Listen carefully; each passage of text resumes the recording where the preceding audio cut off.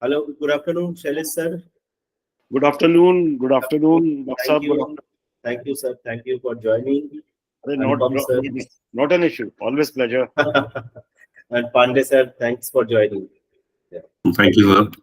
So I think Thakur, sir, is in flight, maybe. So already he mentioned. But anyway, if he will join, we will connect him immediately. So, and once again, on behalf of SAIARD, it's really a great honor for us to have a discussion on that particular issue. So I must request Ankit to please start the session.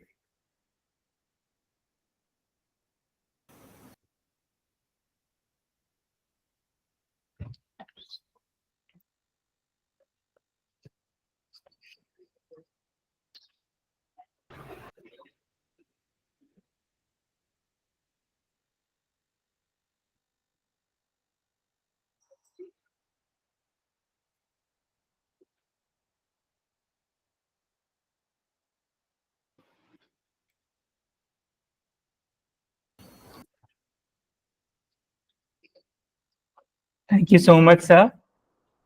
Distinguished guests, respected participants, and esteemed colleagues, good afternoon and welcome to our national webinar on Joshimath, a wake-up call for Himalayan urban resilience. I am Ankit Sengupta, a research assistant at SAIARD, and it is my great pleasure to extend a warm welcome to all of you. We are privileged to have with us some of the most distinguished leaders and experts in the field whose dedication and expertise are driving the vision of a sustainable and resilient future for our nation, particularly in the fragile Himalayan region. Joshimath, a municipality in Uttarakhand's Chamoli district, serves as a critical case study for our discussion today. Situated in the Garhwal Himalayas, this town holds immense cultural, religious, and strategic importance. As a gateway to several pilgrimage sites, Joshimath exemplifies the delicate balance between development and environmental preservation. The crisis that struck Joshimath in January 2023, causing subsidence, cracks, and tilting of buildings, serves as a stark reminder of the challenges faced by Himalayan towns. This event highlights the urgent need to address issues such as geological fragility, anthropogenic pressure, rapid urbanization, and the impact of large-scale infrastructure projects. The discussions and insights we share today will contribute significantly to shaping policies and governance that align with our collective goal of achieving urban resilience in the Himalayan region. We must learn from the Joshimath crisis to ensure the sustainable development of other vulnerable mountain towns. We look forward to the insightful discussions that will undoubtedly follow.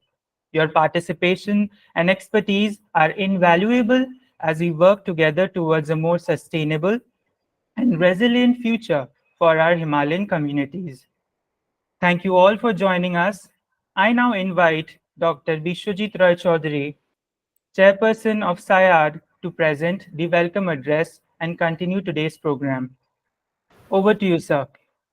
Thank you, Ankit. And first of all, on behalf of South Asian Institute for Advanced Research and Development, SAIARD, I heartily welcome to all the delegates for today's session.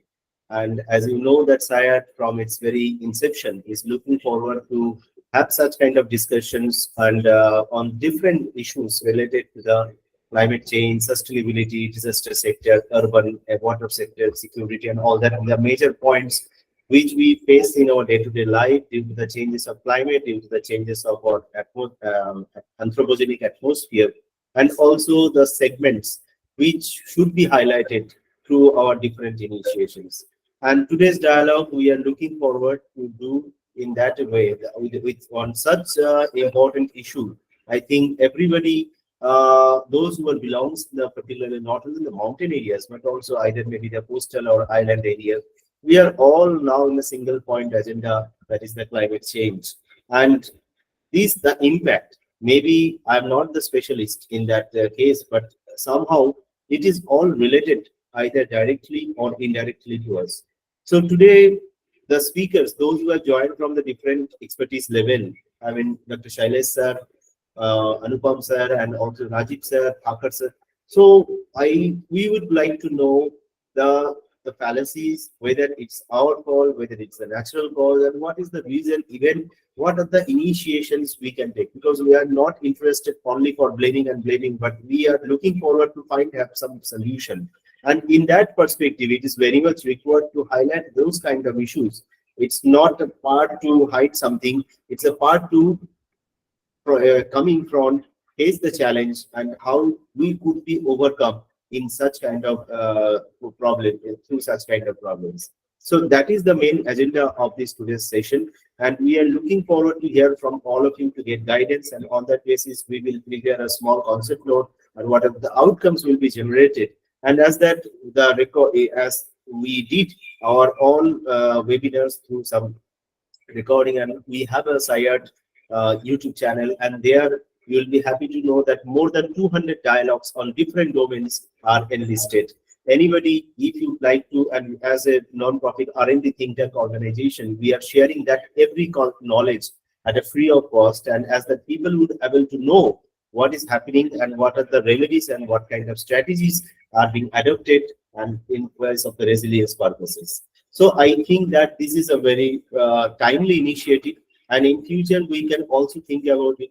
One more thing I would like to also inform about SAIARD, that SAIARD is working as a think tank organizations, connecting the bridges between the academia, industry, government, and stakeholders.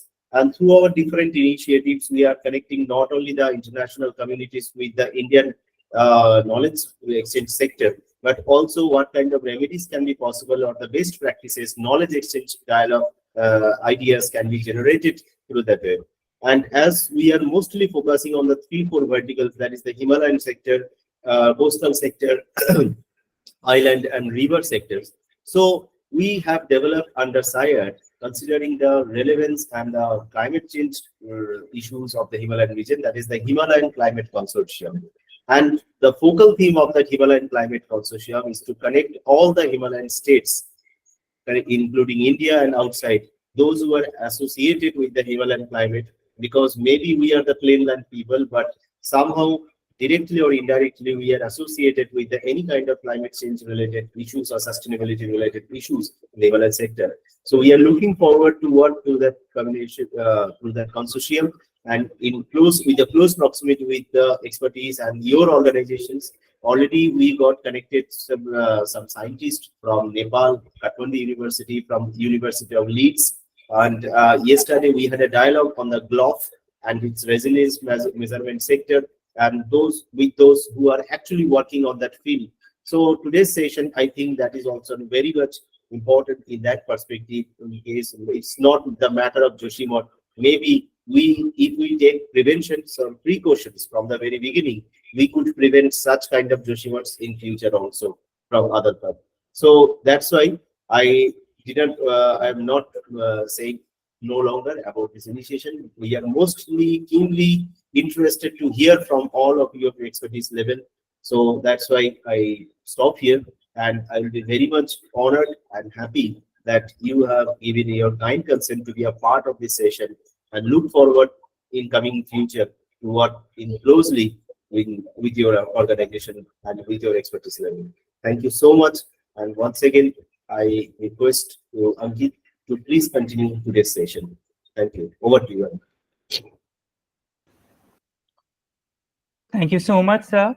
Without further ado, I would like to invite our guest of honor, Dr. Shailesh Kumar Agarwal, Executive Director of BMTPC, Government of India, to present his address. Over to you, sir. Thank you, Ankit, and thank you, Dr. Chaudhary, for inviting me for this very apt topic. And I will restrict myself to, general urban infrastructure resilience, which is applicable to the entire country.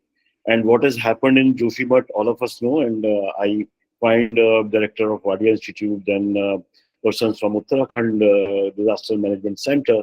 So they will be talking to you about what really happened in Joshimath. But being in Government of India, what is to be done as regards urban infrastructure resilience? Let me give you my thoughts on that in general. Also, through this platform, let me tell you that Honorable Prime Minister has already given 10 points, PM's 10-point agenda on disaster risk reduction. There are 10 points which I will be telling you, and if we follow them in letter and spirit, in fact, organizations like NDMA, NIDM, and other academic institutions, they have already been doing.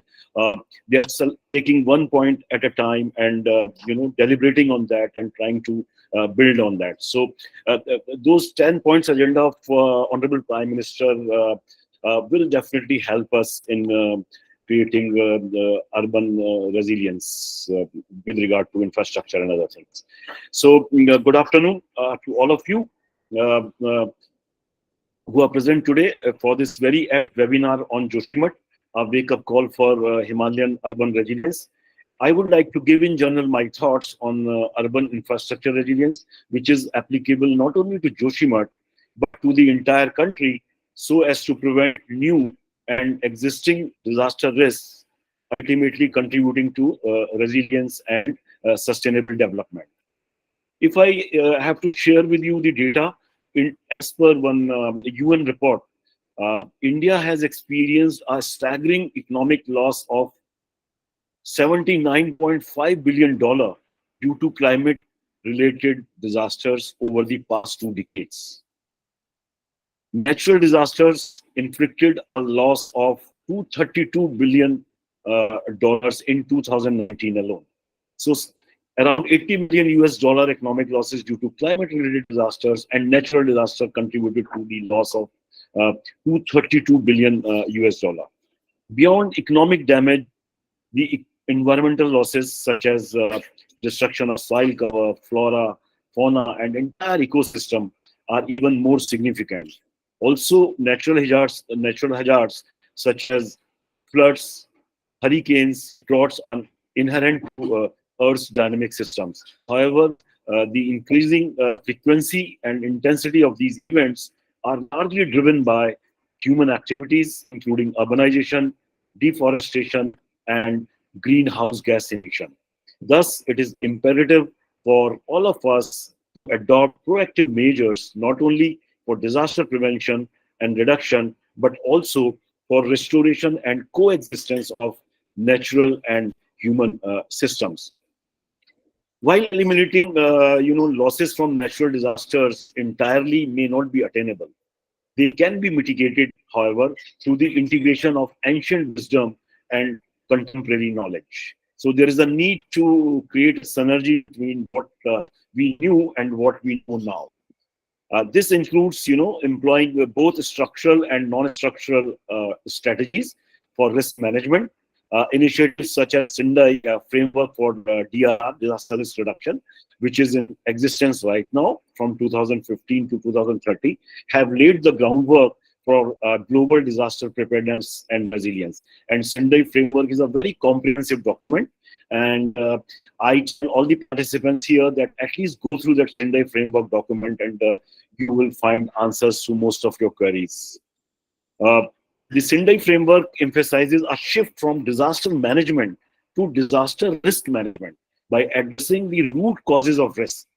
It underscores the shared responsibility among various stakeholders, including governments, local communities, private sector, and civil society, in reducing disaster risks.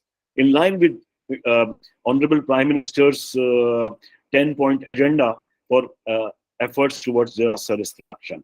These agendas focused on imbibing disaster risk reduction principles and strategies by all developmental sectors, working towards risk coverage for all, from urban, from poor households to multinational corporations, and developing a network of universities to work on disaster issues. The Prime Minister's agenda also recognizes the importance of involving research institutions like SAIARD, and the wider academia in advancing the understanding of disaster.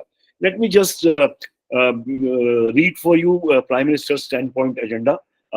Number one is the all development sectors must imbibe the principle of disaster risk management.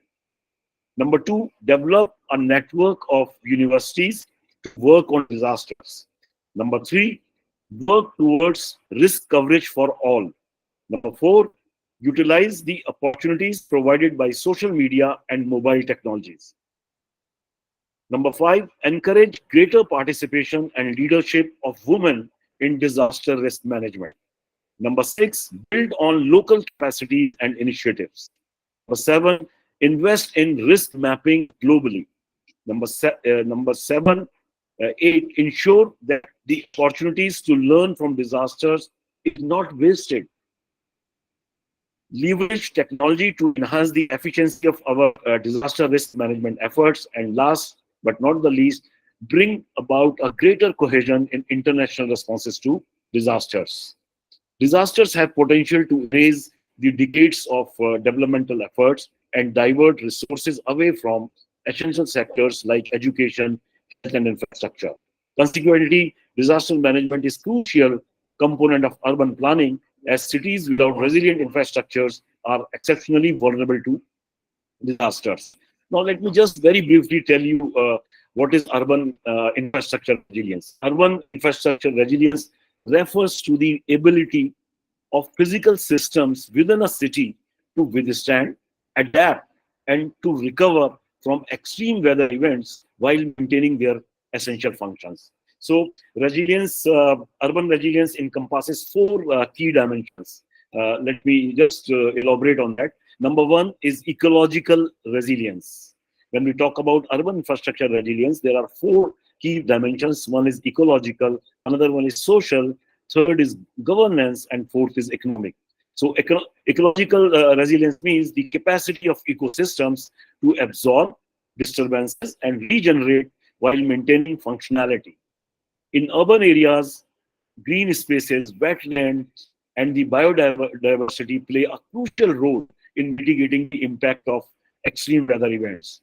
Next is social resilience, the ability of communities to adapt, recover, and thrive in the face of adversity. Social networks, community engagements, and education are pivotal to foster resilience. Number three is governance resilience, which is flexible and adaptive governance structures that enable learning and adaptation in response to changing conditions.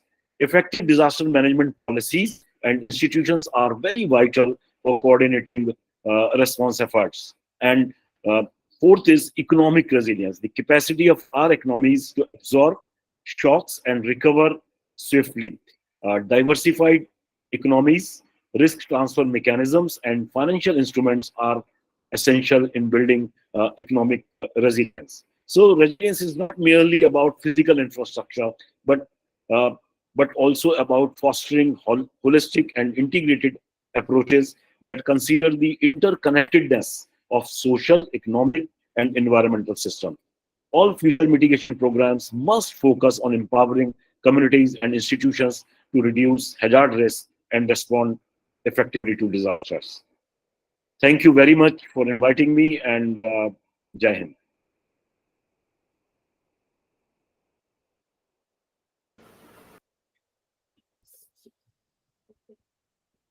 Thank you, sir. Thank you for your nice points. You have mentioned the EM 10-point agenda as well. And I think let's continue the discussion first, and after that, we will go for our interactive session. So please keep in touch with us. And I will request Ankit, please invite our next speaker, Dr. Anupam Sharma, sir. Please. Thank you, sir. Now I would like to invite Dr. Anupam Sharma, Scientist G, Birbal Saini Institute of Paleosciences, Government of India, to present his plenary lecture. Over to you, sir. Thank you, Dr. Ankit and Dr. Chaudhary for inviting me, and good afternoon to everyone present in this meeting. I'm sorry to state in the beginning that there was some miscommunication or something that initially I thought that Dr. Chaudhary is interested in Dr. Thakkar, and that is why he asked me to give his phone number. So I was not knowing that even if I have to do anything in this meeting. Only yesterday night at that time also I was in somewhere in the traffic, so didn't hear very much clearly that what is what. But today morning sometime, because it is Saturday, so I was involved in some other things also. So something around 10, 11, I saw that my picture is there and my title is written and all those things are there. So I'm sorry because I have not prepared. Otherwise, I would have prepared in a much better manner. So what could I have means through my knowledge of or going through when this happening was going on, the newspaper reports and all other things.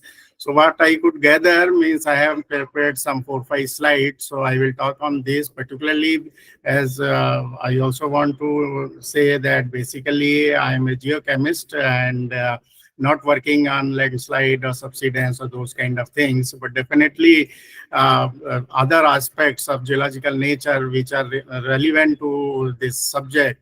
I will try to incorporate those things, and I hope that it will make some sense and some use to all of us. Thank you. So I'll sharing the PPT.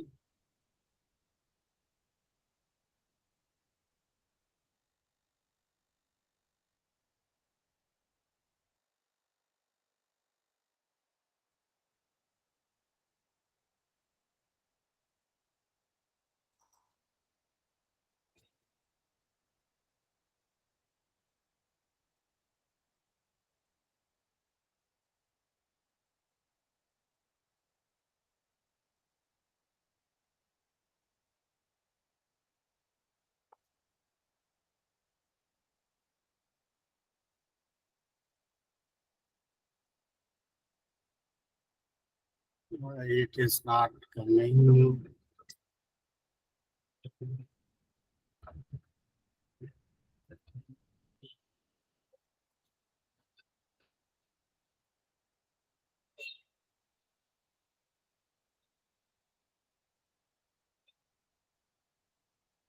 Okay.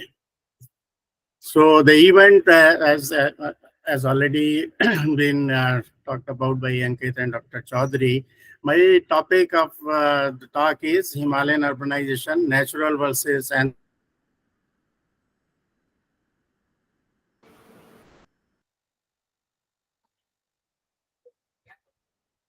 the road ahead. Basically, this is the case, means this happened in Joshimath, but there are many other towns and cities in the Himalayan region which are facing more or less similar kind of threats. And this has happened in one place, but other places are also very vulnerable. And therefore, it is high time that we put particular aspect in a more comprehensive manner and safeguard our future, particularly those towns and cities they are there in the Himalayan terrain. So here are some pictures that I have taken from internet only, and this event particularly that happened basically on 2nd January 2023 night. And because of that, you can see that in the first picture, how dense is the all these buildings and different setup, which is looking very high, which is beyond the capacity of that particular area, it seems. Okay, so and you find in the bottom panel a few figures and images where we can see that Sir, how the sir, yes, sorry to interrupt. Your slide is not moving. Uh, it is still in the first page. Yeah. is still on the first page. Yes. You can. It is not moving. No, you just click on the second page. Yeah, I have clicked. But we saw only the first page. Yeah. First page was shared and then it is not coming. Yeah. No. Can you reshare again, sir? Please. Okay, I see. Maybe some technical issues are there. Now it's coming to the third page. Okay, okay.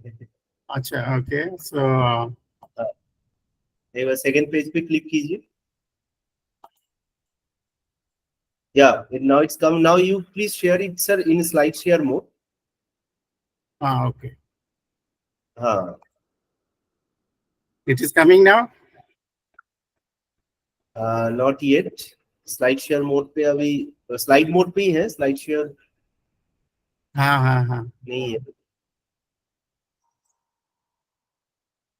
No. Maybe this Not. is a bigger. So I move on Anyway, to next. Sure, आप continue कीजिए sir. कोई issue नहीं. आप continue. Okay, I hope this slide will come. Basically, I have divided this particularly in two sectors. The one is that what are the natural reasons behind, and second one is the what is the anthropogenic control, and then I will go to the final slide, which is what steps to be taken. So if you see particularly from this Joshimath area, this area is located near the MCT, that is a main central thrust, which is a very seismically active Himalayan fault zone, and this entire region comes under the seismic zone 5, which is the most vulnerable category of the seismic activity. The town is situated on gneisses and schist rocks, which inherently have these kind of issues. They are weak plains into it as compared to any other massive rocks like granite or basalt or something like that, granodiorite, diorite, gabbro kind of things, which are massive in nature, whereas because these are metamorphic rocks and they have either the planar surfaces or schistosities, they are gneissosities there. Because of that, they are relatively weaker as compared to other massive rocks, and this comes under the Munsuyari formation overlain by moranic deposits, which are otherwise much more relatively weak because it has all size of boulders, right from very big size to if you go to the final level up to the clay size, which is in microns. So because of that, the water holding capacity also is very different in altogether. What is the kind of the matrix, what kind of boulders are there, and because of that, it makes the region more vulnerable. Then sudden increase in elevation because it is coming because of this MCT fault. There is a sudden increase in the elevation and steepness around the Joshimath, and that basically caused the high rainfall because the monsoon winds laden by moisture, they hit this region, and because of that, a lot of rains this area basically receives, which also cause the water erosion and increase the water erosion rates. Next is that the water flowing through the weakly bonded soil and debris causes erosion, creep, sliding of the slope, which is a very natural cause, because if the water is there, then it increases the load, and because of that, and also it reduces the cohesiveness, and the friction is reduced, and that increases the rate further. Another important aspect is that the Alaknanda and Dholiganga rivers tend to erode the base of the Joshimath slope, further adding to its instability. And a combination of ecological factors, steep slopes, high rainfall, deforestation because of overpopulation, overloading of soils because of infrastructure kind of development.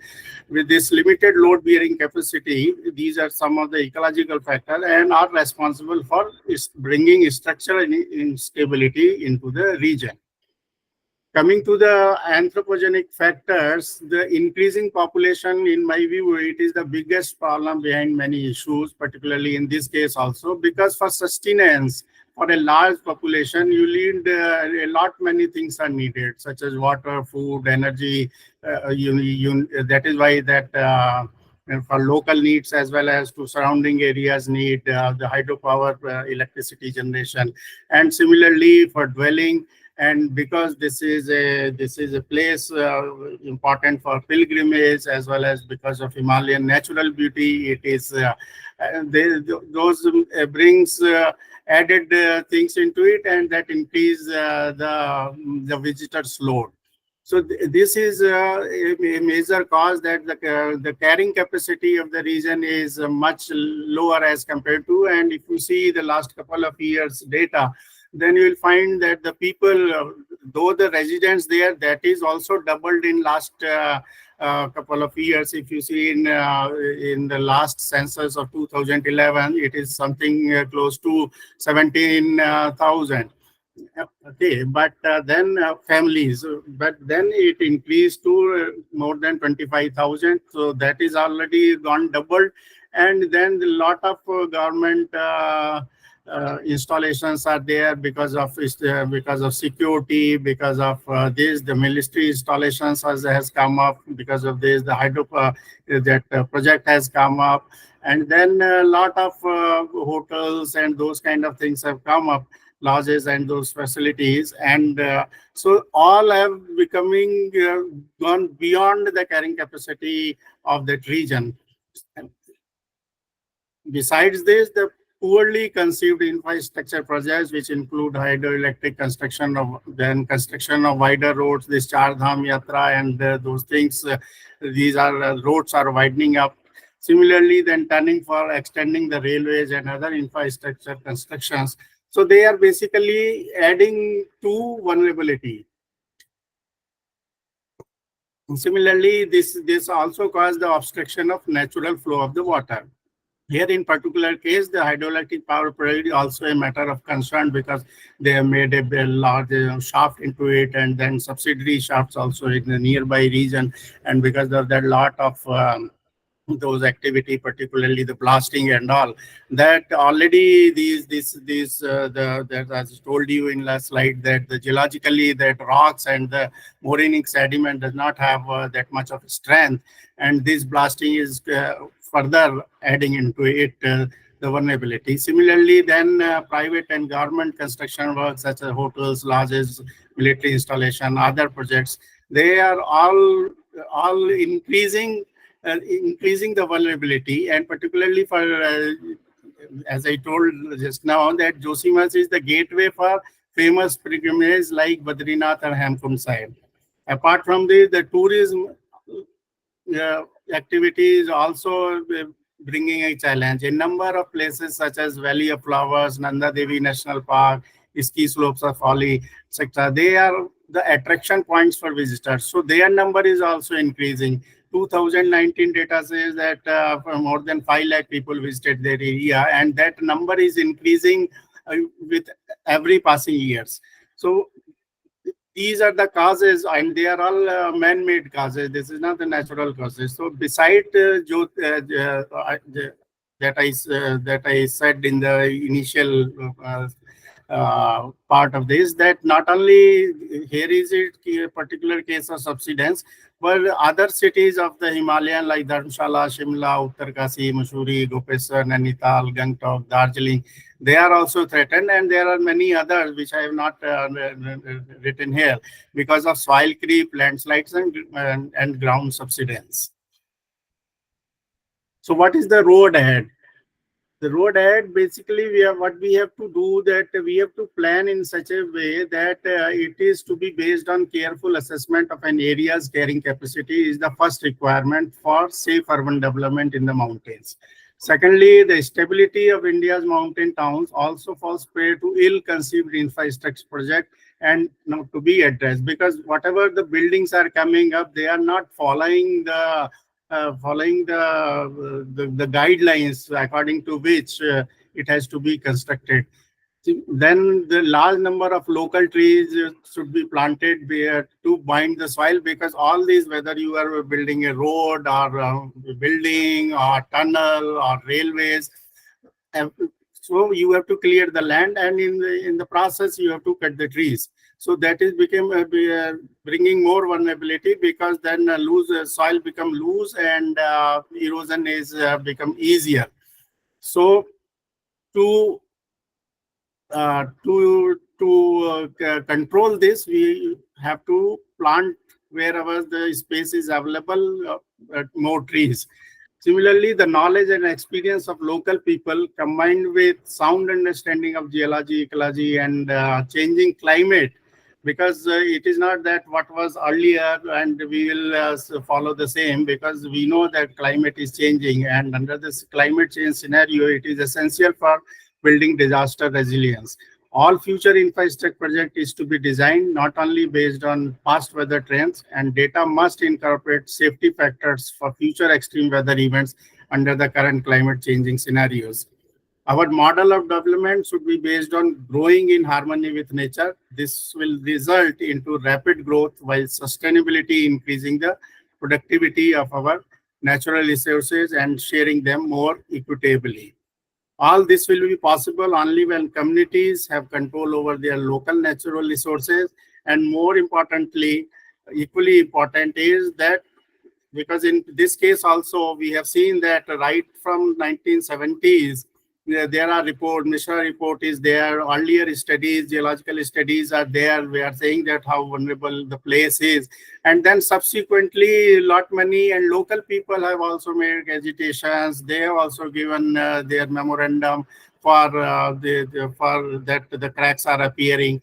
And right from after 1976, and particularly in this after 2000, there are multiple times the people have gone, written, approached to the government, but ultimately all the time it is overlooked. So it is important that their voice should be heard in a more sensitivity. And whatever the studies, reports, and observations, scientifically database research is coming up, and what are the observations and the steps they are suggesting, they should be taken by authorities very, very seriously. If all these things is to be taken into account, I think that we can prevent such kind of disaster in many other vulnerable areas. Thank you.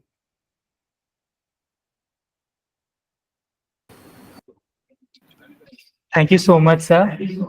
So your insights about Joshimath and the scientific reasons behind the subsidence and the practical knowledge that you shared for the subsidence and the catastrophe that has happened in Joshimath was really insightful. We really appreciate your insights, sir. Thank you so much, sir. Thank you. Thank you. Now, I would like to invite the Honorable Speaker, Mr. Rajiv Pandey, Project Officer, Uttarakhand Urban Development Directorate, Government of Uttarakhand, to present his address. Over to you, sir. धन्यवाद Ankit, doctor Chaudhary sir, eminent university पे जो बैठे हैं और जो हमारे speakers हैं, मैं बेसिकली इसका एक्सपर्ट नहीं हूँ अर्बन रिजिलेंस का, लेकिन जैसे आपने कहा कि अर्बन पे हम लोग काफी काम कर रहे हैं। जो टॉपिक्स थे उसमें दो टॉपिक्स जो हमारे कंसर्न पे आते थे, अर्बनाइजेशन एंड एनवायरमेंटल स्ट्रेस और कम्युनिटी पार्टिसिपेशन के आते हैं। अगर हम बैकअप में जाएं तो ये टॉपिक आज के डेट में स्पेशली हिमालय रीजन्स के लिए सभी कंट्री के बहुत स्पेसिफिक हो जाता है। केवल अभी तो स्टार्टिंग थी 2023 में जोशीमठ में, इस साल वही काम बागेश्वर और रुद्रप्रयाग में स्टार्टिंग हो चुका है। कई टाउन्स में, कई लोकल विलेजेस में वही चीजें जो वहां पे जोशीमठ में देखने आई थी वो चीज देखने को आ रही हैं। जोशीमठ का अगर हम उल्लेख करें तो वो जनवरी 2 को जो स्टार्ट हुआ था 2023 को, वो फर्स्ट स्टार्टिंग थी जब एडमिनिस्ट्रेशन को ये पता लगा था कि कई जगह पे दरारें आ गई हैं।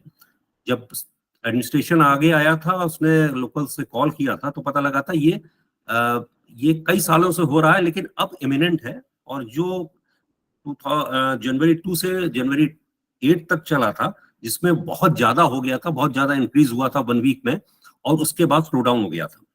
तो वो उस वीक में जब एडमिनिस्ट्रेशन ने की रिपोर्टिंग की थी तो करीबन 355 हाउसेस जो आए थे जो अफेक्टेड हुए थे इस डिजास्टर से। जो फिर उसके बाद उनको एडमिनिस्ट्रेशन ने शिफ्ट किया था और जो लोकल वहाँ पे हमारे होटल्स थे या नगर पालिका के हेड शेटर थे उन्हें शिफ्ट किया गया था, या कुछ लोग अपने लोकल भी चले गए थे। उनको 5,000 पर मंथ के हिसाब से 6 मंथ्स का कंपनसेशन भी स्टेट गवर्नमेंट की तरफ से दिया गया था। जोशीमठ को अगर आप डिस्क्राइब करें तो जोशीमठ में जैसे साइंटिस्ट सर ने कहा कि ये बेसिकली एक सेस्मिक जोन में 5 में है। जोशीमठ एक हमारे चमोली का जनपद का एक टाउन है। ये ऑलरेडी एक लैंडस्लाइड, फ्लड प्रोन और अर्थक्वेक प्रोन एरिया रहा है। 1919 में यहाँ 6.8 रेक्टर स्केल का मैग्नीट्यूड का अर्थक्वेक आया था। फरवरी 7, 2001 में यहाँ फ्लड जोन रहा है, बहुत बड़ी फ्लड आया था और जो वहाँ पे 2 हाइड्रो पावर प्रोजेक्ट्स थे उनमें बहुत नुकसान हुआ था और लोकल पे भी काफी नुकसान हुए थे। तो ऑलरेडी ये एरिया बहुत ही सेंसिटिव है। दूसरा ये है कि ये बद्रीनाथ को जाने का और दूसरा जो हमारे धाम है वहां जाने का रास्ता है। तो ये एक सेंटर पॉइंट हो जाता है जहाँ पे नंबर ऑफ पिलग्रिम्स रात में रुकते हैं।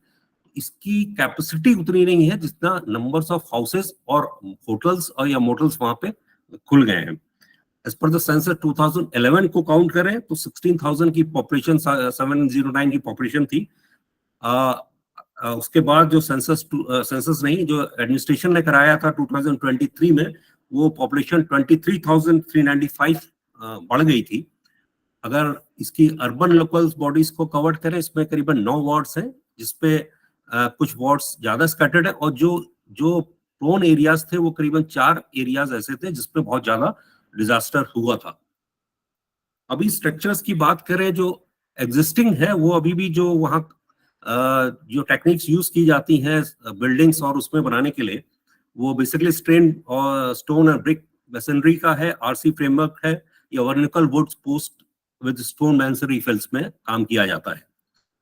अभी भी लोग वहाँ पे जो कंस्ट्रक्शन हो रहा है वो लोकल मार्केट से ही खरीद के कंस्ट्रक्शन करते हैं। जो लोकल मटेरियल्स है उनको यूज किया जाता है और लेबर जो है वो वहाँ के लेबर्स हैं, वही को लेबर्स के माध्यम से वो मनाया जाता है। तो 2 चीजें जो उसमें फाइंड होती हैं कि अभी भी वहाँ पे कोई भी ऐसी टेक्निक्स नहीं है जिसके आधार पे वो सस्पेक्ट जोन्स को प्रोन टेक्निक्स यूज करके अपने आवास बना सके, या ये जो लेबर्स हैं वो इतने स्किल नहीं है कि उनको स्किल किया जा सके। प्रेजेंटली जो बिल्डिंग बायलॉज हैं वो एग्जिस्ट करते हैं वहां पे, लेकिन रेजिडेंशियल बिल्डिंग्स के लिए वो मैंडेटरी नहीं है। वहां पे अभी भी कोई भी बिल्डिंग परमिट सिस्टम नहीं है, जिसके कारण जो भी अनप्लान डेवलपमेंट हो रहा है या जो डिस्ट्रक्शन हो रहा है, अनप्लान डिस्ट्रक्शन हो रहा है, वो एक बहुत बड़ा कॉज है जिसको स्टेट गवर्नमेंट अब एक काफी सीरियसली ले रही है और पूरे जो हिली एरियाज के लिए है वो प्लान डेवलपमेंट या जो जो बिल्डिंग परमिट सिस्टम है उसको कंपलसरी करने पर विचार कर रही है। अदरवाइज जो और भी हमारे जो जो हिली एरियाज हैं उनको भी वो अफेक्ट करेगा। जोशीमठ में जो टाउन प्लानिंग का जो रिस्क इन्फॉर्म लैंड यूज के मैप्स हैं वो कोई भी नहीं है, जिसके कारण जितना भी अनडेवलपमेंट प्लान हो रहा है वो इसी कारण से हो रहा है। और ये जो सिचुएशंस है, मेरे ख्याल में जितने भी हमारे हिली टाउन्स हैं, चाहे वो उत्तराखंड के हों या हिमालय स्टेट्स के हों, उनमें सब जगह ये स्थिति है कि कोई भी प्लान वे में अभी भी डेवलपमेंट या डेवलपमेंट का कोई प्लान रखा नहीं गया, जिसके कारण ये सारी सिचुएशंस पैदा हो रही हैं। इसी को देखते हुए स्टेट ने डिसाइड किया है कि एक कॉम्प्रिहेंसिव डेवलपमेंट प्लान होगा जो कंडक्ट करेगा resilience of building, water and sanitation, solid and liquid water disposal, power across roads और अदर फैसिलिटीज को such as school, hospital, banks, business sector को एड्रेस करते हुए करने का प्लान है। और इसमें सभी सेक्टर्स को, सभी डिपार्टमेंट्स को रखते हुए कई मीटिंग्स कॉल की गई हैं और एक प्लान ऑफ एक्शंस की तैयारी पे स्टेट है। एक और बड़ी स्टडी कराई गई थी जो हम लोग ने देखा अर्बन की तरफ से कि हमने जो काम किए थे उसका इफेक्ट क्या पड़ा। जो गवर्नमेंट ऑफ इंडिया की स्कीम्स थी या स्टेट की स्कीम्स थी, उनका इम्पैक्ट इस डिजास्टर्स में क्या पड़ा। जो प्रधानमंत्री आवास योजना पे आवास गरीबों के लिए करीबन 202 यहाँ सैंक्शन किए गए थे, और उस टाइम तक 138 आवास निर्मित हो चुके थे, और बाकी कंस्ट्रक्शन एरियाज में थे, कंस्ट्रक्शन पे उन पे कंस्ट्रक्शन चल रहा था। लेकिन एक भी 138 आवास में किसी में भी कोई भी डिजास्टर या कोई भी प्रॉब्लम नहीं आई थी, वो बिल्कुल सेफ थे। ये सारे आवास उन्हीं लोगों ने ही बनाए थे, और ऐसा कोई ऐसी टेक्निक्स यूज नहीं की गई थी कि जो डिजास्टर प्रूफ हो, लेकिन फिर भी वो आवास बचे थे। तो एक स्टडी भी एक जरूरत होगी, डिटेल स्टडी की, ऐसा क्या था। इसका मतलब है कि कुछ ऐसा प्रोन एरिया है जिसपे डिजास्टर ज्यादा है, और उसकी जैसे जैसे बात हो रही थी कि जो सॉइल है या कंक्रीट एरियाज है, वहां पे उसकी सॉइल इतनी डिस्ट्रक्ट हो चुकी है, डिस्ट्रॉय हो चुकी है, या उस पर इतनी वो लोड बेरिंग नहीं रह गई है जिसपे वो अफेक्ट कर रहा है। तो वो एक जो अर्बन ने स्टडी कराई थी उसका प्रूफ था। करीबन 4868 टॉयलेट्स, इंडिविजुअल टॉयलेट्स बनाए गए थे, वो भी इंडिविजुअल टॉयलेट्स जो चौकपिट टॉयलेट से, लेकिन उसका इम्पैक्ट ये था कि वो सॉइल को इम्पैक्ट कर रहे थे और वहां सॉइल एरोजन हो रहा था।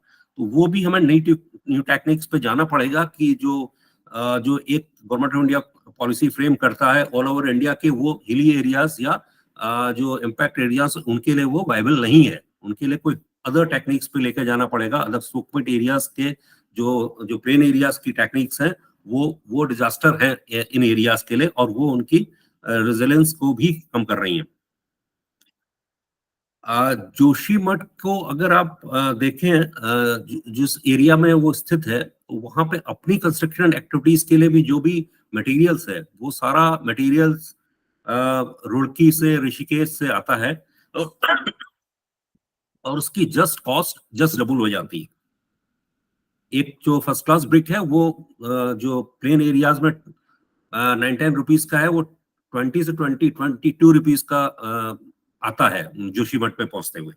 ऐसे ही लेबर कॉस्ट है, जस्ट डबल लेबर कॉस्ट होती है। तो वो उस कॉस्ट को कटिंग करने के लिए ये जरूरी है कि जो लोकल मटेरियल्स हैं उनको ज्यादा प्रमोट किया जाए, और उस हेतु लोकल बिल्डिंग सेंटर्स को प्रमोट किया जाए। कुछ इस तरह के लोकल बिल्डिंग सेंटर्स वहां बनाए जाएं, ताकि लोगों को जो वहां पे लोकल मटेरियल्स है उससे वो मकान बना सके, क्योंकि उनकी प्रॉब्लम्स वो नहीं है। हम उनको एडवाइस देते हैं कि आप वो यूज कीजिए, लेकिन वो कॉस्ट इफेक्टिव नहीं होते हैं। तो इस तरह की अगर लोकल बिल्डिंग सेंटर्स स्टैब्लिश होंगे, जो उनकी वॉल्स और रूफिंग के लिए कॉस्ट इफेक्टिव बनाए, और जो वहाँ के लोकल मटेरियल्स पे हो, तो और वो एनवायरमेंट फ्रेंडली हो, तो नेचुरल है कि वो कॉस्ट इफेक्टिव आएगा, लोग उसको यूज करेंगे, और जो फर्दर डिजास्टर्स होंगी उनसे हम बच सकेंगे। कम्युनिटी को अगर हम एड्रेस करें, तो वहां पे जैसे मैंने कहा 23,000 के आसपास लोग हैं पर ईयर। 10 to 12 lakhs के यात्री आते हैं, और वो बद्रीनाथ जी का जंक्शन है, बद्रीनाथ जी का एक लास्ट स्टेशन है बद्रीनाथ जी जाने के लिए, और हेमकुंड साहब जाने के लिए लोग वहां पे स्टे करते हैं। तो नंबर्स ऑफ होटल्स, मोटल्स और हाउसेस पे जो पहले लोगों के पास एग्रीकल्चर लैंड था, उस पे बन चुके हैं। जैसे मैंने पहले भी कहा कि कोई भी लैंड बाय लॉज या लैंड मैपिंग की अभी भी कोई भी वहां पे कोई स्टेट स्पेसिफिक उनसे लिया नहीं जाता था। अर्बन प्लानिंग का कोई, टाउन प्लानिंग का कोई वहां पे अप्रूवल नहीं था, जिसके कारण अनप्लान पूरा सिटी डेवलप हुआ है, जिसके कारण से नेचुरल है वो कई चीजें हैं। एसटीपीज बने हैं, 2 एसटीपीज वहां पे हैं, 2.08 और 1.08 के, लेकिन वो काफी बाद में बने। उनकी वजह से भी शायद वो एक स्टडी होगी कि उसमें उसका भी इफेक्ट कितना पड़ा है। तो नंबर ऑफ पिलग्रिम्स पे ही जो वहाँ की अर्थव्यवस्था है वो बेस है, क्योंकि एग्रीकल्चर एज सच नहीं है, और जो रेवेन्यू अर्न होता है वो करीबन पर ईयर 100 करोड़ से ज्यादा अर्न करते हैं वहां पे लोग। इस डिजास्टर में उसका इफेक्ट ये हुआ है कि जब नंबर्स ऑफ होटल्स, मोटल्स को गिराने को या स्टेट गवर्नमेंट ने उसको बैन कर दिया था, तो नंबर्स ऑफ पर्संस को वो वहां से पलायन किए हैं, नीचे को आए हैं। तो ऑलरेडी जो स्टेट का हिली एरियाज का पलायन है वो बहुत ज्यादा है, और इस डिजास्टर्स की वजह से जो प्लेन एरियाज है उनमें उनमें भार बढ़ रहा है, और जो हमारे ऊपर हिली एरियाज है वो खाली हो रहे हैं। तो कम्युनिटीज को कहीं से बिल्ड करने के लिए अगर आप उनको नेचुरल रिसोर्सेज कॉस्ट इफेक्टिव संसाधन नहीं देते हैं, तो वो वहां पे इसी तरह के स्ट्रक्चर्स बनते रहेंगे, और फिर डिजास्टर्स की प्रॉब्लम्स रहेंगी। दूसरी प्रॉब्लम्स है, मैसन्स जो वहां पे काम कर रहे हैं अभी, उनको कोई भी नॉलेज इस तरह की वहां पे अभी नहीं है कि जो सेस्मिक सेफ डिजाइन पे कुछ काम करें, या जो कंस्ट्रक्शन है उस पर किस तरह काम किया जाए। तो इस पे भी ये डिजायर्ड है कि स्किल सेंटर्स वहां पे डेवलप किया जाए, ताकि ऑलरेडी जो वहाँ लोग स्किल कर रहे हैं, क्योंकि वहाँ का जो क्लाइमेट है वो जो वहाँ पे लोग रह रहे हैं वही उसी को उसको सह सकते हैं। बाहर वालों को आप उनको लाके वहाँ जो स्किल्ड है उनको लाके वहाँ नहीं करा सकते। तो लोकल ही जो वहाँ कंस्ट्रक्शन एक्टिविटीज में काम कर रहे हैं उन्हीं को उस सेंटर्स पे स्किल किया जाए, ताकि वो टेक्निक्स को यूज कर सकें। एक और स्टेट ने पोस्ट डिजास्टर नीड असेसमेंट कराया था कि कितना क्या क्या रहा। वो एक बहुत बड़ी रिपोर्ट है जिसमें कवर किए गए थे, कई इश्यूज कवर किए गए थे। एक तो असेसमेंट किया था, और हाउसिंग का पूरा क्या इफेक्ट पड़ा है और उनका रिसेटलमेंट कैसे किया जाए, ये और उसकी टोपोलॉजी क्या होगी, बिल्डिंग मटेरियल्स कैसे यूज किए जाएंगे, डैमेज एनालिसिस की गई थी। तो वो एक बहुत बड़ी रिपोर्ट सबमिट हुई है, जिसमें उसका बहुत एनालिसिस किया गया है। जो हाउसिंग के अलावा health education, public building, tourism, water and sanitation, infrastructure, disaster risk reduction, environment पे बेस है, जिसपे इसके अलग अलग सेक्टर्स में है। ये अगर इंस्टीट्यूट को आवश्यकता होगी तो मैं आपको ये रिपोर्ट्स दे सकता हूं, आप स्टडी करने के लिए ये एक अच्छा टूल हो सकता है। तो ये सारी चीजें होंगी जो एक एक टाइम फ्रेम पे अगर हम इसको करेंगे तो नेचुरल है कि जो डिजास्टर्स है और टाउन्स में आनी है, जो इमीडिएट हमें सॉल्यूशंस लेने हैं, उससे हम कुछ बचाव कर सकेंगे। Thank you sir.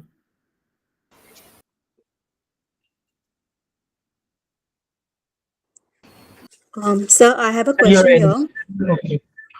Yeah. Sir, I have a question here. Yes. Sir, आपने अभी जो बात कही है कि है ना वहाँ पे ऐसे कुछ मटेरियल्स यूज होने चाहिए जहाँ से actually the area is very sensitive and तो हमें कुछ ऐसे मटेरियल्स यूज करने चाहिए जहाँ पे it is very light and it is very it has a very low penetration power, and it where the seepage of water is very less, and also it reduces more than 50% of the penetration of water. So अभी जो market में जो अभी आ रहे हैं इसमें है fly ash BRICS जो है which is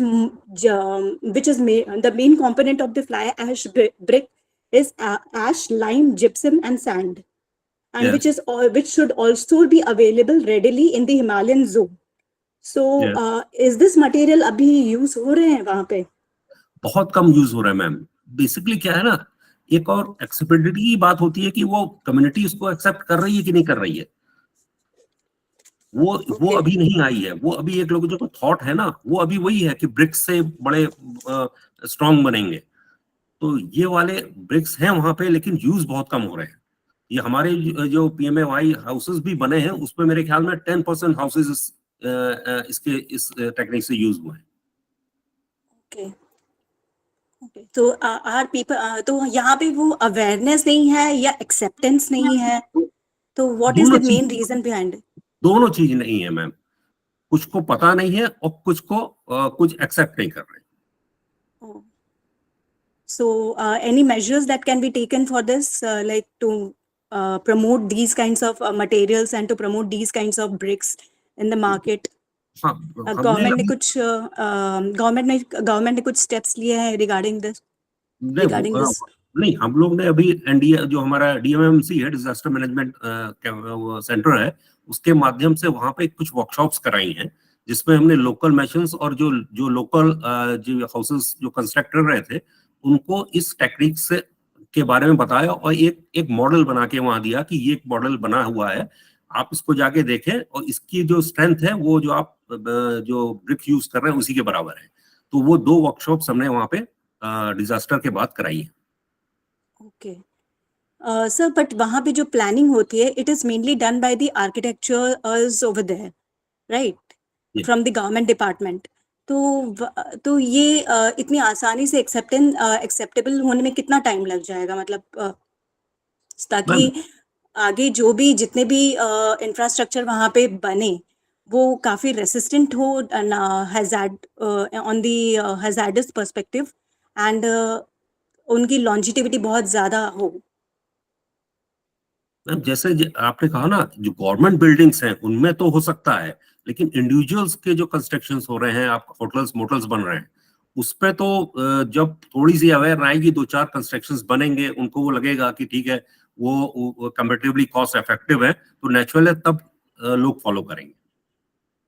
okay, okay sir, so this will still take time, another 5 years, 7 years, 10 years till the Definitely. time. Okay, thank you so much, sir. I would also mention, sir, okay, Ajay Nair, sir, please.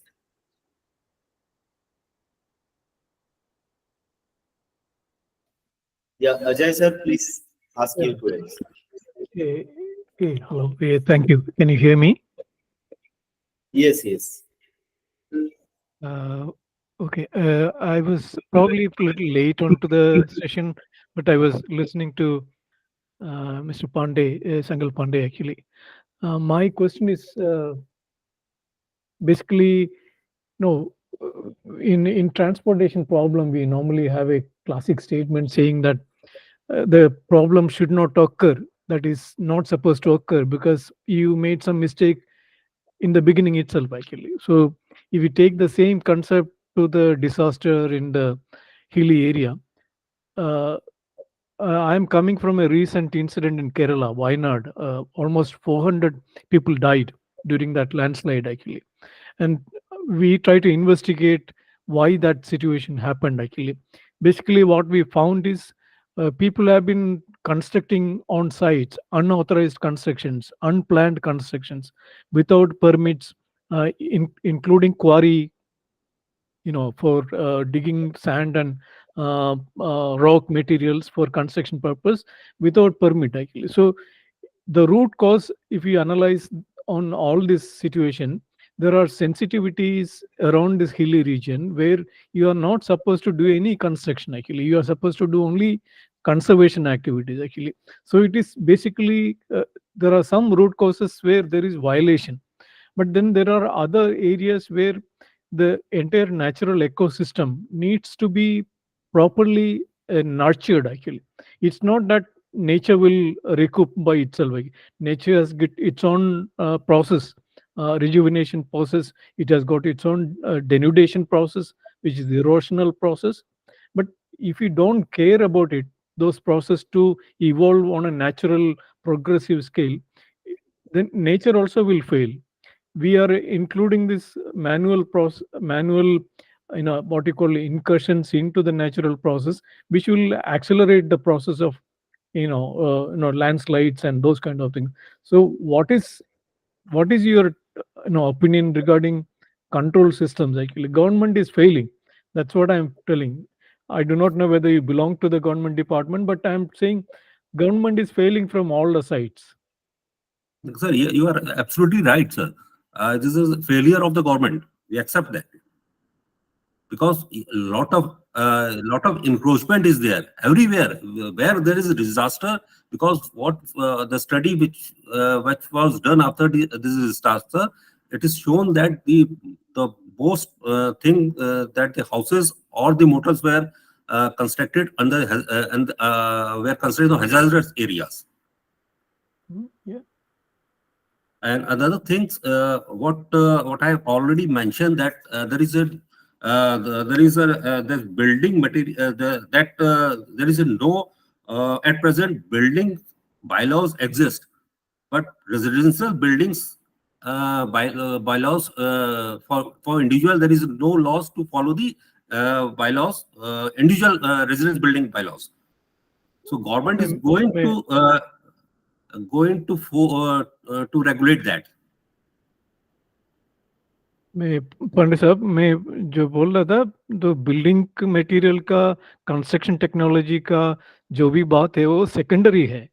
मैं जो Yeah. बोल रहा हूँ, कहाँ जो building बना रहा है, वो तो एक तो प्लान होना चाहिए, कहाँ रोड बनाना है उसका एक प्लान होना चाहिए, तो वहाँ फेल हो रहा है।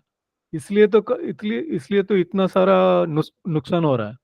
तो उसको आप क्या करेंगे? वो गवर्नमेंट तो करते नहीं, वो कहाँ पे भी जो डेवलप करेगा उसको एनकरेज कर रहा है। टूरिज्म के लिए, हिली रीजन में टूरिज्म के लिए इतना सारा डेवलपमेंट कर रहे हैं, उसका कोई कंट्रोल नहीं है। तो अगले साल भी यही होगा। नो, रिपीटेडली हो रहा है। केरला में भी मैं देख रहा था, 20 years से मैं डिजास्टर मैनेजमेंट रिलेटेड एक्टिविटीज देख रहा हूँ। You are actually very fond of disaster recovery, disaster management. कोई नेशनल बॉडीज भी है, स्टेट बॉडीज भी है, पैसा डालते रहता है disaster recovery. That is actually A post event activity. Actually, you are not supposed to put money on post event activity, on recovery, on medical supplies. That is actually a waste of money. You should actually think of how to put money into planning department, which will enforce this planning regulatory activities on hilly region, actually, so that you don't construct any road, any tourist facilities on those sensitive location. Actually, that is a preventive measure. That is where you are failing. That's my feeling. Actually, I'm a planner. I've been working with external agencies in the US and many other countries. I worked very closely with EPA in USA for almost 11-12 years, actually. So I know all this topic very closely. I see the planning agencies are the real culprit. They should be punished, actually. That's what I feel. The planning department staff in these states has to be punished first, heavily. Sir, what you are saying, you are thank you. absolutely right. Yeah. Thank you, sir. And I think very good point you have mentioned. And first, I really thanks from a core of my heart that you have shared, three of you have shared highlighted very important issues. So first, I will request to say few words on the Anupam sir. Anupam sir, you have mentioned about the comprehensive development plan. And then I will come to the Shailesh sir, because Shailesh sir, you are also since a long have your experience in the BMPTC technology sector, in the building material sectors. So whatever the discussions we had, because mountainside is a very fragile zone, and we are looking forward for that, and there is always a dilemma is exist in case of the environmental degradation as well as the economic development. So we have to focus, and ultimately most of the cases the both are not going in the same way, and the people, life, wealth, property, everything is now moving in a destructive phase. So I would request to enlighten some points to Anupam sir. What should be the comprehensive model according to you? I mean, where people coexist, mountain coexist, and the economic sustainability development will also coexist. Thank you, Dr. Chaudhary. I was listening all this thing and what Professor Nair is telling about. And then the lady who asked about the fly ash breaks and all. I do not know, means who means, okay, this is a waste product and we like to utilize it, and we find it that, okay, bricks making is the best solution for this. And this is how we'll get out of this menace and then utilize it in some manner. But I am means not directly but indirectly, for some reason I am involved in this. And then before going into and finding a solution, somebody has done the compositional studies of this, that if we put this for building material, what will come out if that start leaching. Okay, so that is one concern. And secondly, what we are doing, we are making breaks, and that is, as a geologist, I find people don't know and don't give care also, that soil is our, and particularly in this part of the region, in Ganga Plain and all, we have the best soil in the entire world, and we are making bricks out of it. You know that it takes 1 million years to make 1 meter of soil. And for many reasons, whether it is road, whether it is dam, whether it is building, whether it is bricks, and wherever we are using our best soil, which is not available in the entire world in that much amount, and we are basically wasting our resource like that. If I say that, okay, you, whatever cost we are getting, 10, 15 rupees one brick, if I give you a rock and then ask you to convert it to soil, then you will find it out that how much money it will take. It is like a gold mining. So wasting these resources in this kind of, why don't you use the bedlands where it has already leached all these nutrient elements? We have enormous of laterite, we have enormous of bedlands available. Use that.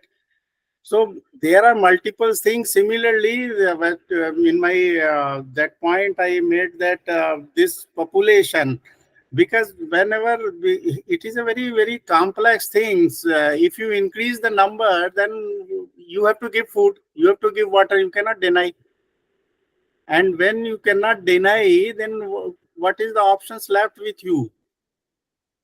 You have to give dwelling, you have to give food, you have to energy water, you have to give electricity. Otherwise, I will say that all deprived, what kind of situation we are living in. I am not getting all those resources what others are getting. So increasing or multiplying our number like anything, and we are now the topmost in the world. And we are not even taking any steps out of it. And secondly, just to get a more GDP, more economic this, but at what cost? So one place is suffering like this, another place is having repercussions of other things. So it's a complex things, and we have to think really very seriously. Otherwise, it is difficult. Because lot of things means what I mentioned in my brief talk also, that thing was known right from last 50 years, that which are the areas, what is the problem, how to tackle it. Is the building code is not available in India? It is there, how to build. But who is following? If we are not able to comply, or the enforcement department is not ready to look into it, I don't want to go deep into it, because everyone knows that what is and what behind it.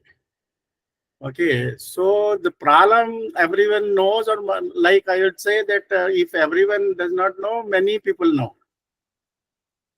That is why in concluding things, I said that reports are there, observations are there, notices are given, but unless until go for agitation, and unless until the things has reached to that level, then only the eyes or the concerned people say. Otherwise, they try to somehow downplay everything. So basically, Right. sensitization is most important. If you sensitize people, they learn what is what, and come up with their own small personal benefits. I think things can be changed. So, right, sir. So, very rightly said, and I think, sir, Shailesh, sir, you know that technology is one of the major part right now, and especially the geospatial technology, BIM technology is coming into the front, and government has drone in his hand. So I don't know whether such kind of technology can also be the part of that monitoring, measuring other entity, even. Because I would like to mention also to Pandey sir that SAIARD from its very beginning, as it is working on the different climate change and sustainability related issues. Again, I have also mentioned that we have developed a Himalayan climate consortium to address the Himalayan related issues. But in all aspects, we use the geospatial technology, and that is in a more application based way. because we are associated with the several government of India and organizations like NATMO, like Survey of India, and we are collecting even from the enactment of the National Geospatial Policy in 2022. We are since 2018, we are conducting the applying the GIS not only to develop the knowledge-based ecosystem but also the skill-based ecosystem. Now we are experimenting GIS, and already we got some little bit succeed. And Shailesh sir, I think you know that you are also associated since the beginning of SAIARD, that we are applying GIS from the map making section, map making platform to the decision making platform. We have generated several policy reports submitted to the central state government officials, and after that they are getting excited to know that how GIS is become a platform where decision making can also be done. We did several projects. We did several policy reports in case of the heat island mapping, in case of the forest resource mapping, in case of the build up changes, in case of the water bodies, groundwater potentiality, and recently we are also started another initiative. In case of the mountain, we did one project under my supervision. One student did that project from Pune University, Savitribai Phule University. That is the hill cities resilience, where we have mapped on taken three hill cities, Darjeeling, Kalimpong, and Karshiang and the Gangtok, and we showcase them how last 3 decades, the landscape has changed, build-up area has changed, forest cover has reduced, water body sectors has changed, and how the heat island has been developed in several parts of the world. So whether that kind of technology can be used, and together, Shailesh sir, with Shailesh sir department, with Anupam sir department, with Pandey sir's department, with SAIARD, can also create some consortium to support the people of the Uttarakhand or the Joshimath, either the Gangtok or wherever, the hilly people, because they are in the most vulnerable situation in this case. So I would like to get some inputs from Shailesh sir and also his guidance. Okay, Thank you, sir. I think it's a wonderful workshop, and I heard all the experts also, and I think Pandeyji has covered everything. I think he has touched upon all the aspects which need to be looked into. And first let me answer your questions. Yes, technology in every field, technology is the main thing. Technology transition is need of the hour. It is call of the day. And let me tell you that Government of India has already started. We are trying to create virtual twin models. Like we have a building information modeling, where we create a virtual model of a building. It is called BIM, Building Information Modeling. In a similar way, the virtual twin models of cities of India are being created. So, as you said, geospatial technologies, GIS, all these things are going to play a very important role. Like I'm a civil engineer. I deal with housing. In housing, Internet of Things have taken a big leap. So nowadays we are talking about Internet of Things in construction. So all these things will definitely help will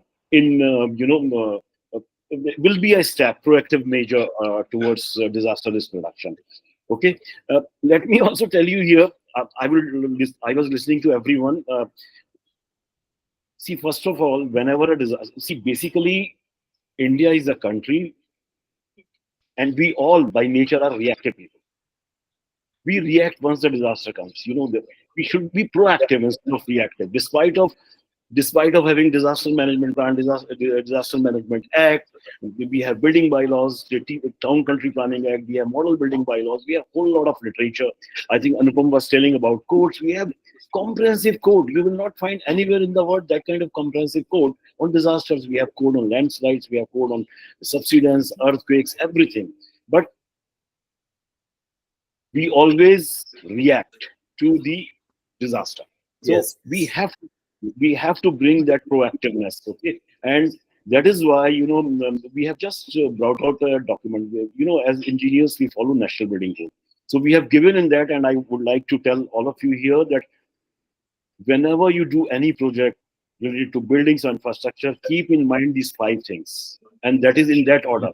First is safety, functionality, sustainability, economy, and aesthetics. First three should not be compromised. First thing is safety. When we talk about safety, we are talking about geoclimatic condition and all those things. And like Mr. Nair was telling, climate change, in Wayanad, it was 1.8 meter when it was rainfall triggered landslide. There was around 2 meter rainfall in last 30 days, which triggered Wayanad thing. Of course, all those things are there, encroachment and all those things, but extreme events. So we have to do with something with climate change. And for that, Government of India is already coming out with a code. We are coming out with a code called Energy Conservation and Sustainable Building Code, where we are talking about local materials, local technologies, less greenhouse gas emission. As you know, Dr. Chaudhary, Government of India has already started, making use of innovative new technologies. In fact, after Joshimath, I was also asked, do we have some good technologies which can help build better structures in Uttarakhand or in Joshimath? Yes, we do have technologies. There are lightweight technologies available. And as I told you, I think Varsha was telling about, look, a whole lot of local technologies are available. You have stone in abundance, that stone can be converted into a stone masonry block. Then we can make a seismically safe structure there. But setting, geological setting is also very important. And if I need to tell you, there was a report submitted, if you go through, Pandiji was telling you about the report which was submitted by 5 institutions, CBRI, Wadia Institute and other institutions, NDMA and all. You just seeing that report. 1976, a report was submitted that Joshimath, there is a risk to land subsidence. 1976. Okay, so and there is a history of creeping and occasional subsidence in the region. So all of us know, whether you talk about Calcutta, you talk about Delhi, everywhere we are encroaching the inhabited land. That should be avoided. Like Mr. Pandey talked about PMAY houses. In PMAY houses, we don't sanction house unless you put in place disaster risk measures. So we conduct the site survey, we do the handholding of beneficiaries, including artisans, so that if you are in zone, Uttarakhand is in zone 5, upper reaches of Himalaya are in zone 5. So you need to build, keeping in mind those seismic risk measures. Also, technology. Then another thing I want to tell you is, which is very important, is drainage.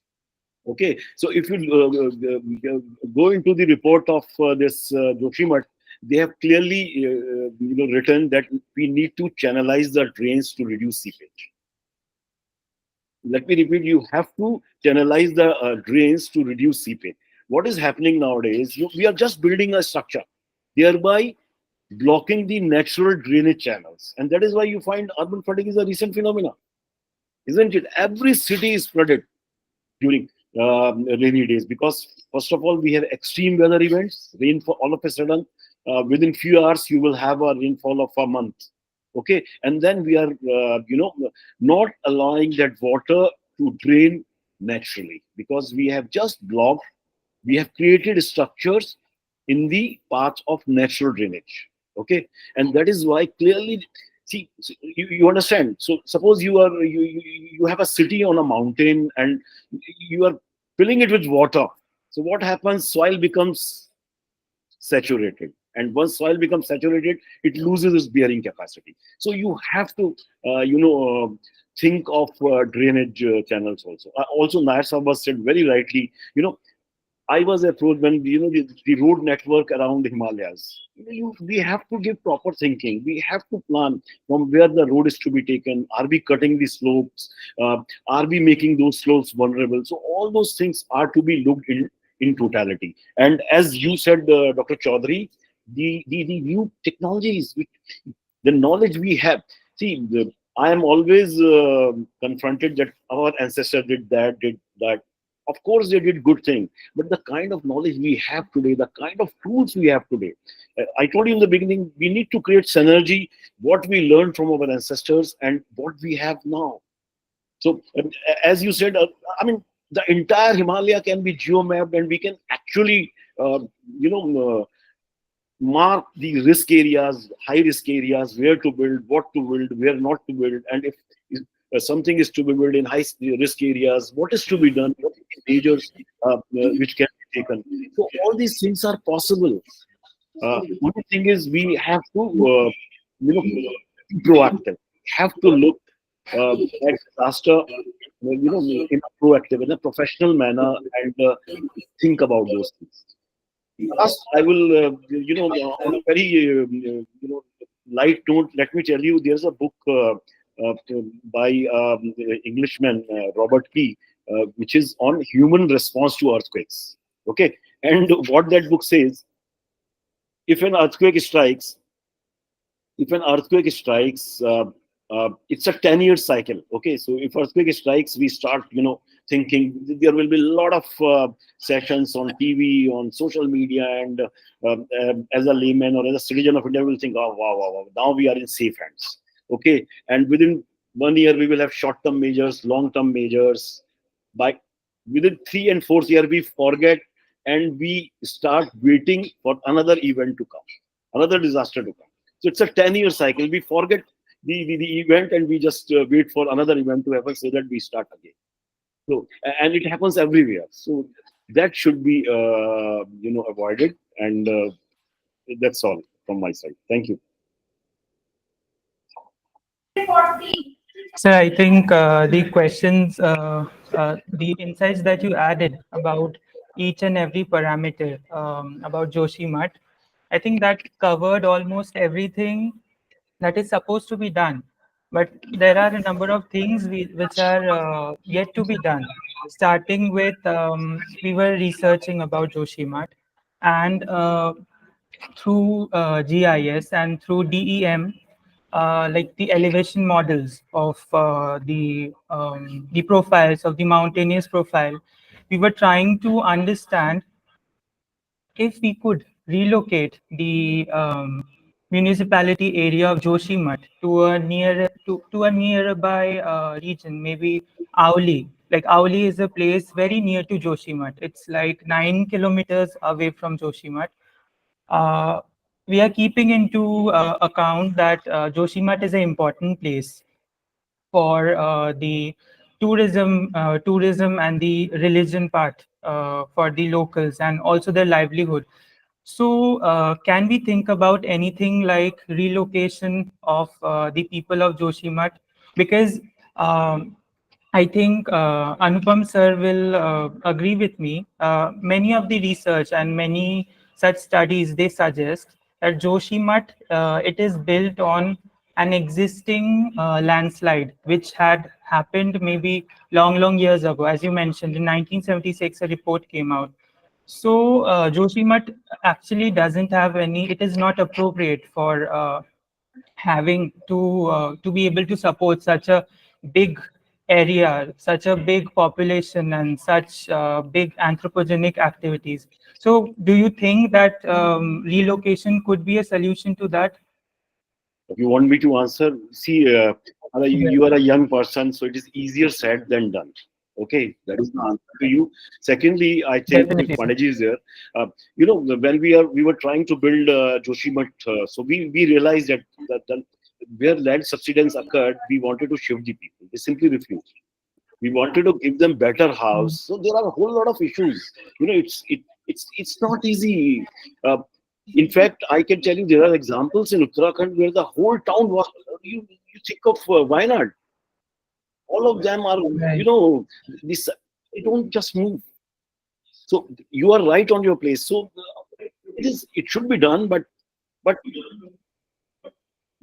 Like there's resistance ours from is the ours locals is a as federal well, like country, I guess. democratic country. So these kind of Right. things, but siting is very.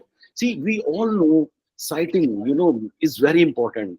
Even then, we continue to build on floodplains. We continue to build on Exactly. mud. Yeah. Okay, so yes, you have made a valid point, but I don't think, because I gave you the example, 100 dwelling units we wanted to build in some much safer area, few kilometers away from Right. that place, but people don't move. They have emotional, a whole kind of things with that. They have their ancestry areas and like the connection to the Yes, space. but as professionals, as Dr. Chaudhary said, our job is to let's do the risk mapping. Tell that this area is lying in a danger zone or it's a high risk zone and something is done here, then it may lead to disaster. So those kind Yeah, of things we continue to do and submit it to the government and municipalities, local bodies, and then it is up to them to take further actions on that. totally. Pandey sir, are you here? Uh, Rajiv sir, are you here? Yeah, I'm here. Okay. Actually, I would like to mention, share two announcements here because as I mentioned, that is we have developed a Himalayan climate consortium हमने जो बनाया है, तो उसके basis पे हम पहला Himalayan climate dialogue हम ऑर्गेनाइज करने की एक प्लान की है एंड वो भी आपके उत्तराखंड में ही हम प्लान कर रहे हैं। वादिया इंस्टीट्यूट ऑफ हिमालयन जियोलॉजी से बात हुआ है। फकर जी आज नहीं ज्वाइन कर पाए, फ्लाइट पे है, इसलिए वो पहले ही बताए थे अगर उनका फ्लाइट रहेगा तो maybe he will not be able to join, but we are planning to organize the dialogue. I thought that there should be a dialogue on the Himalayan climate resilience to highlight the address the Himalayan issues, और वो हम शुरू करने की plan किए हैं उत्तराखंड में। And I will be through that platform, I will also request you to इसको आप भी सपोर्ट कीजिए। उत्तराखंड गवर्नमेंट से भी हम जुड़े हैं, मेरे एकेडमिक करियर से भी मैं जुड़ा हूँ। इवन आपका जो पोल्यूशन कंट्रोल बोर्ड के अभी चेयरमैन थे तो धाकड़ sir, so he's also known to me anyway, but Ramesh Pokhriyal ji, he's also known to me. He personally has joined in my events in last twice and thrice. So I will be happy if Uttarakhand government will be the part of that session program. Number one. Number two, I also request you, I don't know whether you have or not, as we already applied the geospatial technology and give some evidence-based research, and also like some senior officials, I mean, from Mr. Rajiv Ranjan Mishra, the former IAS DG, who has spending his 34 years IAS career, particularly in the urban and water sector, management sector, and some officials. I am also blessed to have Dr. Shailesh sir, because from very beginning I got his guidance about any kind of activities and all that. So together we would like to do something for Uttarakhand, because maybe it's not my state, but I also feel that it's my state too. And I will also, and whatever the research and policy advocacy, evidence-based research we are doing in case of the as a sample research in case of Darjeeling, Kalimpong, I will share to you definitely. And I hope if your urban authority will also take initiative, and as I mentioned, we are the non-profit R&D organization.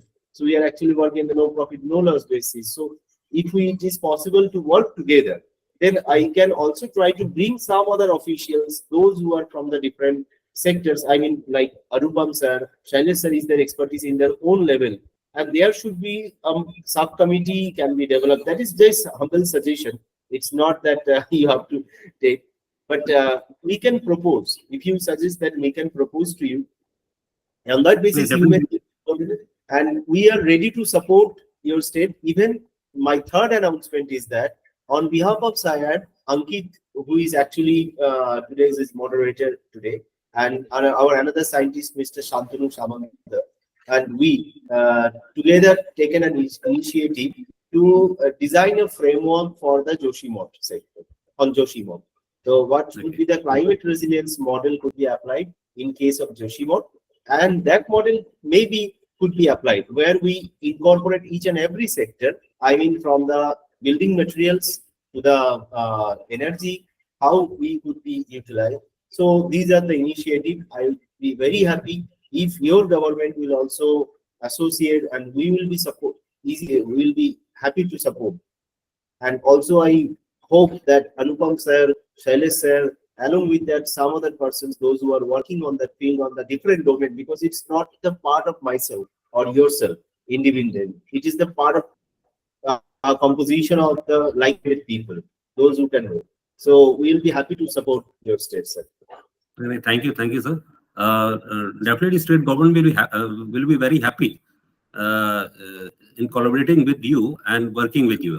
Definitely, you are welcome here in Uttarakhand. Thank you, sir. Thank you. So I think if you have any queries, and Amrita, Subhash ji, or Sir, I guess Shantanu? we have a question in our chat box by our Okay. fellow attendee. So the question is to Mr. Pandey. The attendees asking that, sir, you talked about heavy flow of tourists every year. Sir, what is your thought whether or not it is possible to bring measures for controlling the annual flow of tourists so that it can also have control upon rapid hotel building in the area? So what are your thoughts on this? No, the government is already thinking about that.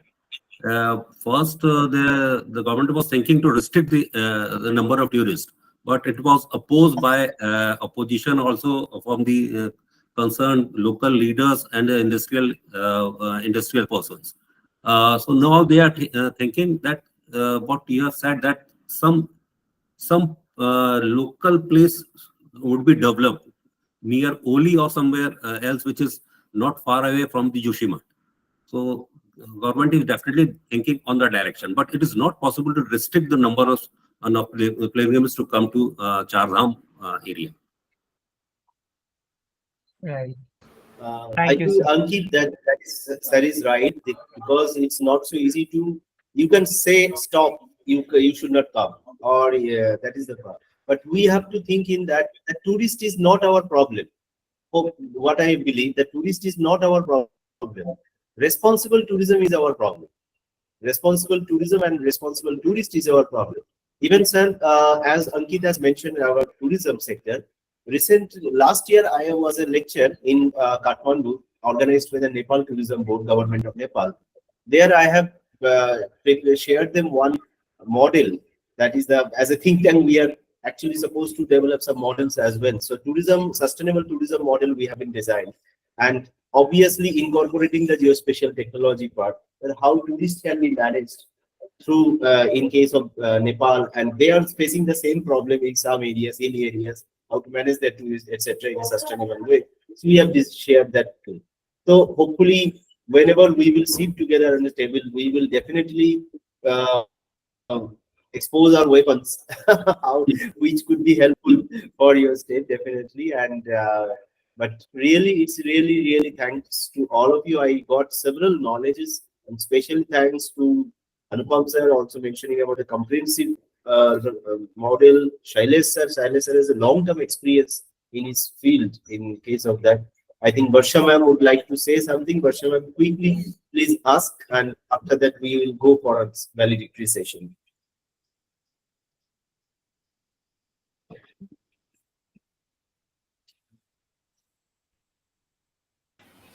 Ma'am, are you here? Okay. Yes, sir. So sorry, it was on mute. I'm so sorry. Sir, after knowing the geology of this particular area, is it possible to make the changes related to the infrastructure of the topology or topography of this area? I mean, knowing that it is a fault zone, so can we avoid? Can we bring changes with the topography of the area? Your question is to? So it is. I Hey, mean, let me answer. all. I will answer. It's Yes, not sir. possible. Topography is something which cannot be changed. So you have to, when we talk about, building in sync with nature, so we take advantage of the topography. Nature has given us everything. So let's make best use of that topography. Based on geological setting, you have to do the demarcation, where to build, where not to build. If the slope is unstable, you have to stabilize the slope. But Yeah, changing we can work on the stabilizing of the slope. yes, stabilizing is topography is something related with ground slope and all. Okay, Yes, so sir. I am a big promoter of make use of the topography as it is. If it is a sloping ground, make your building in slope. No, Okay, this is a high risk zone. I mean, it is the topography it is. cannot be topography Huh? of mountain cannot be changed. Okay, you can stabilize, but if it is such a big mountain and sitting on a big landslide, unstable landslide, so even slope stabilization for that volume is not wise. Okay.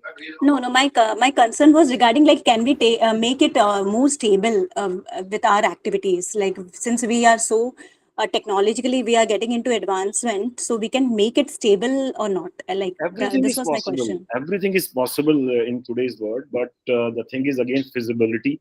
And whole lot of there. It's not that you and me deciding that there are social. Like Pandeyji was telling, social, local sentiments, local authority, state government, local urban body, and then central government. So there are a whole lot of stakeholders, and things are possible.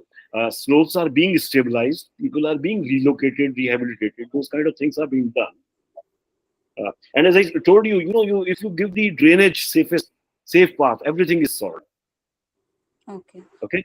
Yes, sir. Thank you so much, sir.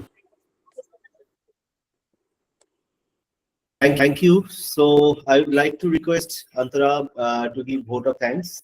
And once again, on behalf of myself, I am very much thankful to all of you for being join us. And hopefully in coming days, we will have some concrete way, not only through this virtual discussion time, but obviously through that virtual discussion, we will get some idea and we will connect it in a single black and white paper and we'll share to all of you about the outcomes of that today's discussion. And secondly, as I mentioned that this is the part of Uttarakhand, so as an authority of Uttarakhand, I request to Pandeyji to have collaborate with us and we'll be happy to support his stay. Thank you. Over to you, Antara. Thank you, Dr. Chaudhary. Thank you. Thank you so much, sir. So, as we come to near about the end of our session, on behalf of SAIARD, I express our heartfelt gratitude to all the esteemed speakers and participants who have made this webinar a grand success. We are immensely grateful to our guest of honor, Dr. Shailesh Kumar Agarwal, Executive Director of BMTPC, for his valuable insights on urban planning and infrastructure resilience. We are privileged to welcome Dr. Anupam Sharma, Scientist G, at the Birbal Sahani Institute of Paleosciences as he imparts his knowledge in a plenary lecture that will enhance our comprehension of the challenges posed by both natural and anthropogenic factors in the context of Himalaya urbanization, as well as the future pathways to address them. Finally, our sincere appreciation goes to Mr. Rajiv Pandey, Honorable Speaker and Project Officer at the Uttarakhand Urban Development Directorate, for his practical perspective on the urban challenges faced in the region. In conclusion, I'd like to extend special thanks to Mr. Ankit Sengupta, our research intern, for starting the session with an insightful address, and to our respected chairperson, Dr. Bishwarit Roy Choudhury, for his warm welcome and continued guidance in driving such important conversations. My gratitude also goes to the organizing team, our technical staff, and everyone working behind the scene who ensured the seamless execution of this event. To all the participants and viewers, thank you for your engagement and commitment to this important cause. We hope today's discussions has inspired action towards building a more resilient future for the Himalayan urban environment. Thank you, and we look forward to your continued support and collaboration. Thank you. Thank you. Thank you. Thank you. And last but not least, this journey will continue. And thank you, Antara, first of all, for your wonderful vote of thanks. But still, one line conclusion I would like to draw through an announcement, another. That said, on behalf of SAIARD, as I mentioned, we are doing several initiatives in case of the climate campaign year. So we are going to start from 21st September, our nature podcast. And that will be one kind of podcast, you can say, that will be live streaming mode. And hopefully in coming days, we will also catch up with you to have some positive one-to-one discussion regarding the issues related to the climate change and its impact on our humanity. So thank you once again. Thanks to all of you and my team, especially, definitely their support is for that organization and all the participants for that. Thank you. Namaste. Thank you. Thank you. Thank you. Namaskar. Namaste. Thank you. Thank you. Namaste. Bye.